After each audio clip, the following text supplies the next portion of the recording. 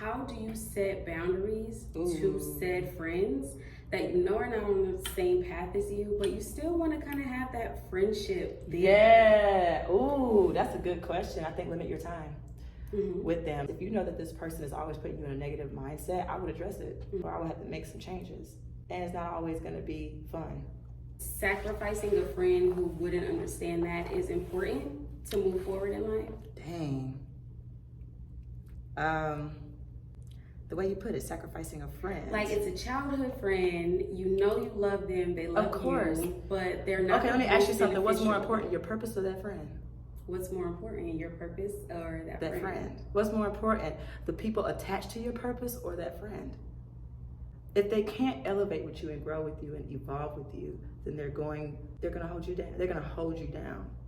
You're going to have to stay at that level to keep that friendship. Mm-hmm. And the Bible says two cannot walk unless they agree.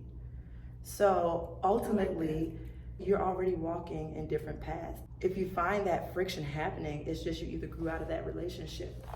You got to realize I have a mission to call, and I'm about that right now. Mm-hmm. And there are other people who are going to be impacted by my decision to say yes or no, because I want to keep my childhood friendship. Who doesn't want to evolve? Who doesn't want to grow with me? Who doesn't want to grow with me? Right. So then you have to make a decision. What problem do you want to have? So do you think it's important to prompt that conversation with Yes. that person? Absolutely. Or if it's Don't like, cut off. Communicate. Communicate. Be a for good sure. communicator. If they're a really good friend, they will evolve with It's harder to take advice from someone else you. unless you are in that situation. Mm. And so if you're saying like, hey, you know, I'm trying to evolve, we should evolve together, X, Y, and Z. And they're like, I'm great, I'm doing great, until they get into a dark path where they learn on their own that they And guess have what? to evolve. Sometimes you'll have to let them get to that because everybody's them pathway evolve. is very different. Let them grow. Yeah, if they're trying to hang out during the time that you're trying to study, or during the time that you're trying to write your speech, or to draft up your business plan, or create that contract for your vending machine program, be like, hey, I can't do it right now. And ultimately your lifestyles will begin to drift you all apart anyway, because you're just choosing you. Mm-hmm. You're choosing your purpose. You're choosing the people who are connected to your purpose that's going to be impacted. If somebody didn't build this building, we wouldn't have a place to stay.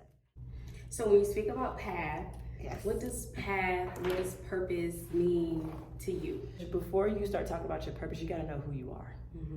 I think purpose stems from identity. If this camera didn't know it was a camera, it was meant to take flashes and do these things. It's hitting cartwheels down You the hitting street cartwheels out somewhere. there? I mean, Not let's think doing about what it's supposed to Let's do. think about an eagle trying to be a chicken. Right. It didn't know it was supposed to soar high and not be down there with chickens because it don't know its identity. What advice would you give to someone who doesn't have somewhere to pull from? Ooh. So they're like, ever since I can remember, I've been who I was told I was supposed to be. Jesus. So I don't know what I That need is to do. so good. Like, my mom told me, and I love her. She was like, go to college. Mm-hmm. Get you a 9 to 5. Mm-hmm. Save that money. Mm-hmm. And then retire. I wasn't created to just have a 9 to 5 and retire.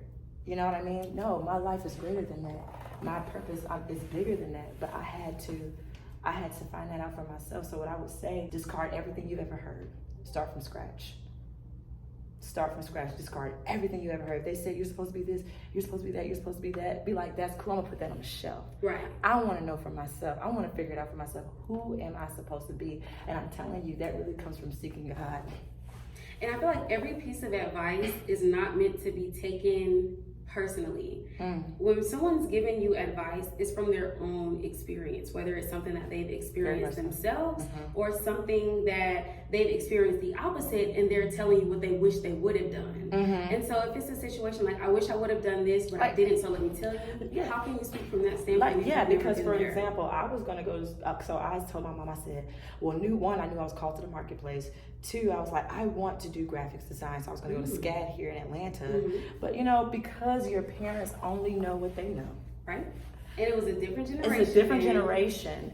You have to disengage from the old mindset. You have to disengage. It's evolution. That's like simple. You have to, and it's kind of like your parents' words are like law.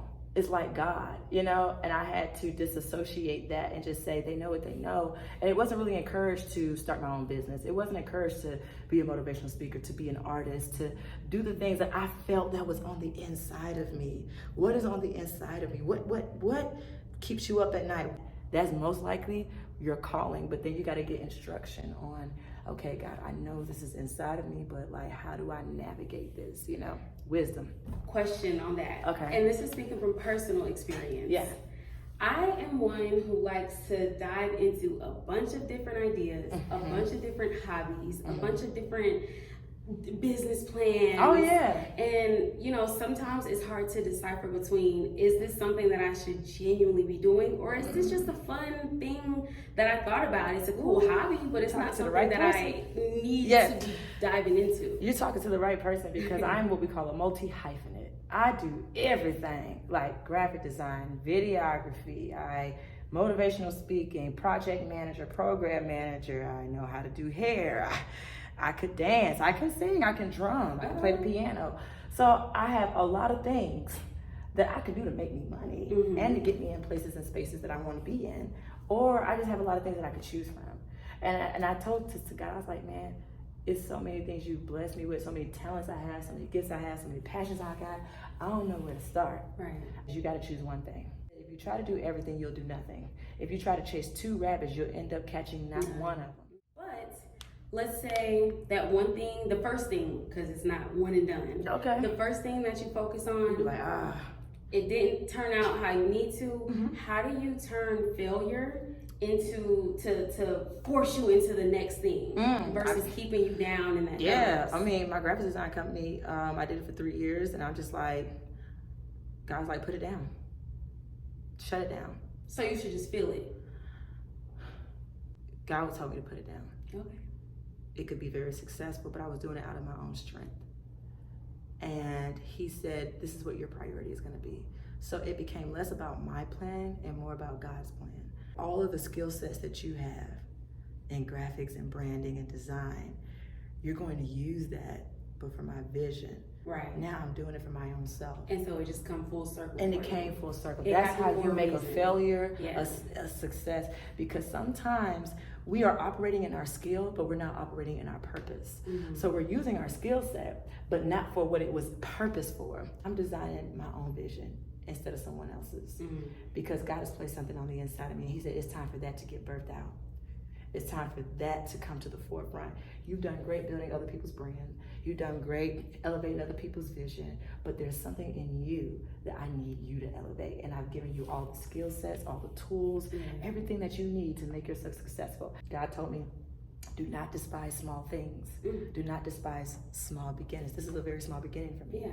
Your advice to someone who isn't a believer of God. I know your content is tailored around religion, but let's say it's someone who's like, they're a huge supporter of you. They understand you. They feel like you understand them, and you speak their life on camera. Right. But I can't go agree to with God. the godly things. Yeah. How else would I be led if I can't trust my own self? Ooh, Jesus. And that's the point. That's why you need God. Right? So it's God or nothing. It's God or nothing. Okay. And that's what I stand on. Now, you see people like billionaires who don't necessarily believe in God, and they believe in themselves. You know what I'm saying? They believe in their own ability. They believe in their own strength and their own power to get there. They will tell you, no sleep.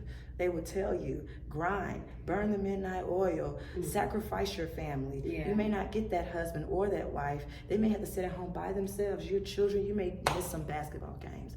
And they teach you all these things. But with God, it ain't really the same. And so it's not your job to convince those people at all. But to hear your pitch, if someone were to say, yeah, I sacrificed my sleep, my happiness, my family. I did that before. But I got everything else. I got the money. At a I got cost. any At a other earthly cost. thing that I want. At a cost. At a cost.